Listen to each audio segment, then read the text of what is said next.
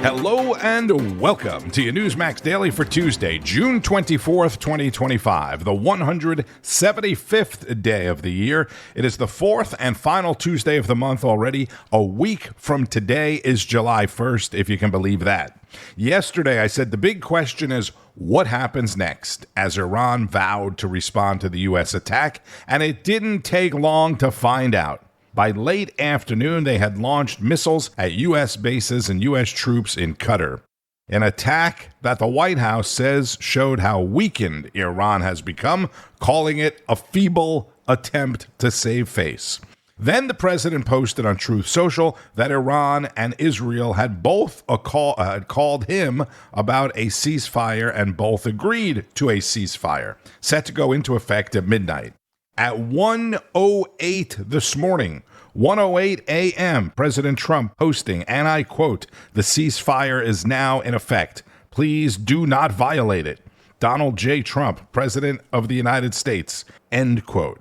But it got off to a shaky start, with Israel accusing Iran of launching missiles into its territory, Iran denying the claim, but admits to firing a missile into Israel right before the midnight deadline, and then Israel firing back. President Trump up and at it early this morning as usual. When I say, okay, now you have 12 hours, you don't go out in the first hour and just drop everything you have on them. So I'm not happy with them. I'm not happy with Iran either. But I'm really unhappy if Israel's going out this morning because the one rocket that didn't land, that was shot, perhaps by mistake, that didn't land. I'm not happy about that. We basically have two countries that have been fighting so long and so hard that they don't know what they're doing. Do you understand that? A very annoyed President Trump dropping the F-bomb alongside Marine Force One, as you can hear, departing the White House for the Netherlands, while he'll attend a NATO summit, his first since being reelected. The U.S. ambassador to NATO, our old friend Matthew Whitaker, said all NATO allies are on track to boost their defense spending to 5% of GDP, something President Trump has been pushing for since his first term. For more on the ceasefire and the remarkable events of the past 24 hours, we start things off with Rob Schmitt Tonight. Breaking news to start the show. The president announcing an agreed-upon ceasefire between Iran and Israel just a little bit ago. This will begin at midnight, we are told, as it appears Israel is wrapping up its final missions inside of Iran. There's the Truth Social from not too long ago. The many critics of this weekend's mission, thanks to that message and other indicators, are again being proven wrong right before our very eyes. The weekend airstrikes on nuclear facilities in Iran have exposed just how incredibly weak this boisterous regime truly is, and now we have a ceasefire on top of that. Iran has killed more than 1,000 Americans through proxy terrorism. That's what they spend a lot of their money on. They just try to kill us, much of which has been funded with your own tax dollars, thanks to people like Barack Obama and the brilliance of their negotiating tactics. Let's pay you guys so you don't nuke the world. You can bomb the world and we'll pay for it, just don't nuke it. That's how we've dealt with this pitiful regime that you're now seeing exposed, really for the first time in quite some time. That's how bad the people that run this country are at their jobs, typically. It is unquestionable that these strikes were earned, were well-deserved. Iran's Islamic regime has earned much worse than they got today. They all should die. But the reason there was so much fear from Trump's critics was retaliation and the chances that this was going to open up a wider war. That retaliation came today, and we got to see just how small and insignificant Iran truly is. Trump called the bluff. They were right. The regime notifying Qatar in advance before what you see here on the screen, launching very meager strikes on our military base near Doha, which Trump actually visited not too long ago, almost entirely blocked by U.S. missile defense. It was so embarrassing today that the president actually thanked Iran for responding the way that they did. Thanked them for the heads up. The regime attempting to save face by doing some kind of response, but clearly they are desperate for this onslaught to end. They love to be able to sit over there in their country and scream death to America. They sure as hell don't really want to fight. They just want to scream it and keep a hold of power and try to build a nuclear bomb. Fully exposed. A yappy small dog with no bite whatsoever, at least no bite right now. Rob Schmitt tonight, 7 o'clock Eastern, followed by Finnerty at 8, who had a fantastic segment with former Florida Congressman Matt Gaetz, beginning with this reminder from some former top Democrats. As long as I'm president of the United States, Iran will not get a nuclear weapon. So here's my message to Iran's leaders. The United States will never allow you to acquire a nuclear weapon. Progress toward peace will put us in a stronger position to deal with the ongoing threat posed by Iran. Together, we must deny oxygen to its terrorist proxies, which have called for more October 7th and ensure that Iran will never, ever obtain a nuclear weapon. Democrats like House Minority Leader Hakeem Jeffries slamming the strike, saying that Trump failed to seek congressional authorization and the strike risks American entanglement in a potentially disastrous war in the Middle East. Joining us now for more, former Florida Congressman and host of the Matt Gaetz Show, Matt Gaetz. Congressman, good to see you. What do you make of what's happened over the last couple hours? It looks like this thing might be over. Well, this was a win for President Trump, a win for the Middle East, a win for the cause of peace itself. But there was another battle brewing, and it was between the pro-peace factions of the MAGA movement and the pro-war factions. And so while this is a great win for the president, it's a loss for the likes of Mark Levin and Senator Lindsey Graham and Senator Tom Tillis, all of whom were calling for regime change. Regime change in Iran would be a terrible idea because there is no plan for what's next. President Trump rescued the Republican Party from the neoconservatism that led to so many forever wars. Now he brilliantly took action to create this ceasefire, and I think it's created a lot of opportunity for those voices that support peace, and it doesn't put, John Bolton in the driver's seat for what foreign policy will look like under President Trump. Yeah, we invited John Bolton on this evening to have that discussion. He declined. What does it mean for people on the outside of the political orbit, people like Tucker Carlson, Steve Bannon? A lot of people were really critical of these strikes and the lead up to these strikes. And it looks like, look, I'm just reacting to the Truth Social post from 2 hours ago. But if this is really over, I mean, Matt, you know better than most. I mean, this is a very historic moment and a huge win for a president that the Democrats absolutely can't stand. Well, they can't stand him, and they have a real problem with anti-Semitism in the Democratic Party. They have a problem articulating a foreign policy vision that doesn't get us involved and entangled in things. And it was a bit bizarre to me that Jeffries did not immediately come out and thank President Trump for getting to the space where peace can take hold. Look, there's still a lot of work to do ahead. President Trump has to utilize the levers of maximum pressure and diplomacy. No one does it better than he does. But, there was a lot of crowing right after the strikes for those saying we needed to execute the Ayatollah. My sense is that Donald Trump already saved us from a regime change war when he told Netanyahu, you can't just go execute a foreign leader with no plan for what comes next. Had President Trump not done this and Israel would have just been unrestrained, I believe they would have relentlessly prosecuted Iran's political leadership from the skies that they controlled. And you could have seen tens of millions of refugees moving across the Middle East, causing civil war in Iraq, destabilizing Syria. And now we've got a chance to avoid all of that because of the strength and persistence of President Trump and his administration. Former Florida Congressman Matt Gaetz with Rob Finnerty. So Hakeem Jeffries, the top Democrat in the House, and other Democrats are jumping up and down about congressional approval. You heard Hillary Clinton in there with others saying Iran cannot have a nuclear weapon. Remember Hillary's running mate, Tim Kaine? Of course you don't. Senator Tim Kaine of Virginia. He's pushing a resolution to bar President Trump from taking further military action in Iran without congressional approval. He told MSNBC that he thinks the House will vote on it by the end of the week. For more on presidential and congressional military action, here's Judge Andrew Napolitano.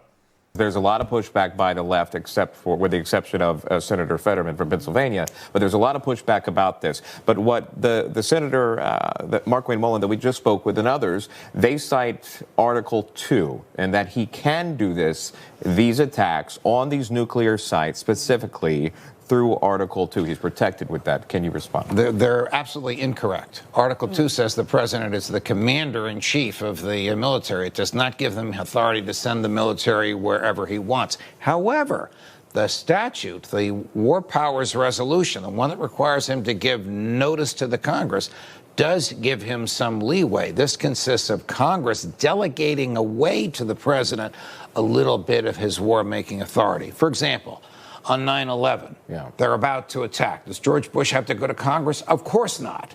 If somebody is about to attack the United States, the president can attack back. He can strike before they strike. The treaties that we've signed, many of which we wrote, like the UN Charter, says you can't attack a fellow member of the UN unless their attack on you is grave and imminent. Was Iran's attack on us grave and imminent? These are issues that the courts are not going to resolve. The president will resolve it his way.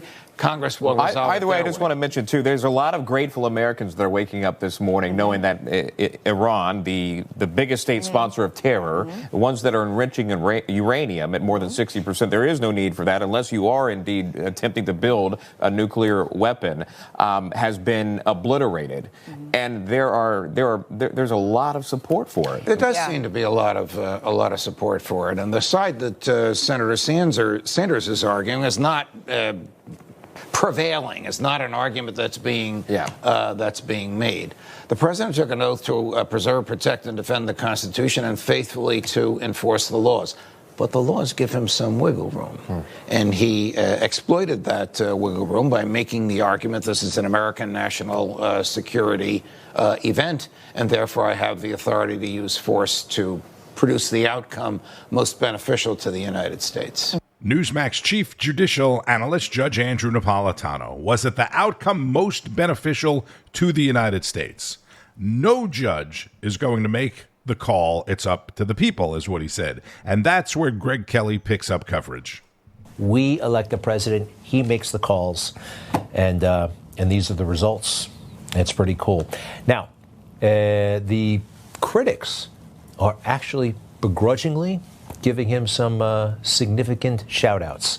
The guy on the left is a longtime Democrat, had all kinds of work for Biden and the rest. Drop the banner if you don't mind.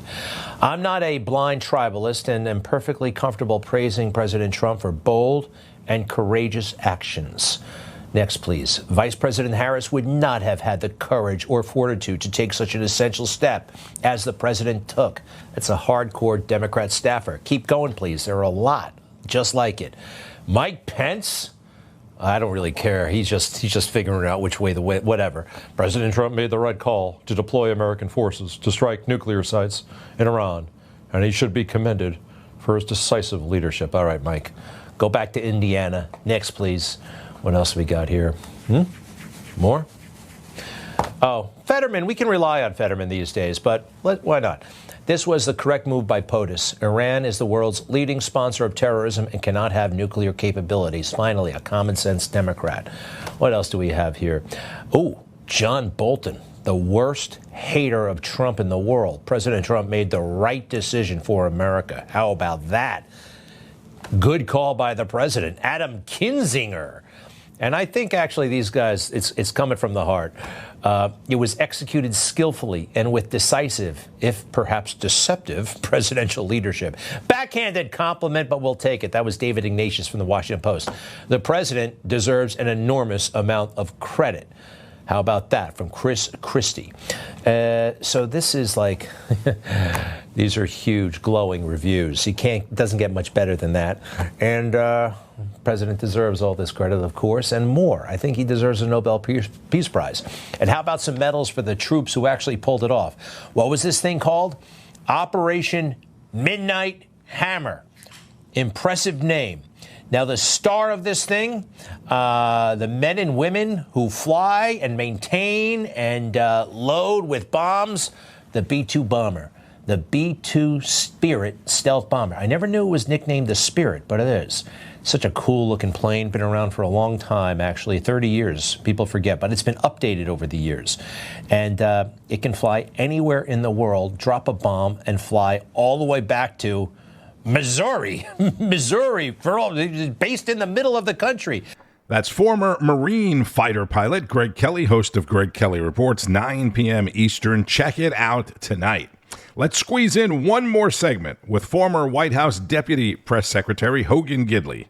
Hogan, I want to get your take on the attacks today just launched by Iran. So obviously the Patriot interceptors, they got all the missiles. Nothing touched down, nothing was hit. But then you have Iran coming out saying, it was a complete success. We've targeted the American base there in Qatar. What do you make of that? And what's obviously blatant lies, but they're people, they have to listen to that kind of rhetoric.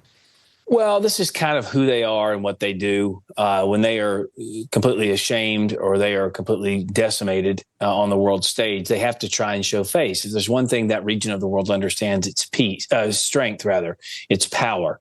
And right now they're significantly weaker than they were before because of what Israel did, because of what the United States has done. And they're looking to try and save face. I don't know if this measure actually does any of that for them. But Donald Trump was also very clear, don't retaliate, because we got more we can do to you. Now, whether that means the missiles we're seeing floating over Qatar now that we're intercepted constitutes retaliation, I mean, that's up to the White House to decide. But Donald Trump understands this region. Remember, he's not just one of the best political minds I've ever seen with his instincts. He also was president before. He made peace break out in the Middle East with the Abraham Accords, after doing things like killing Soleimani, after moving the embassy to Jerusalem. So it's very clear he gets how things work over there.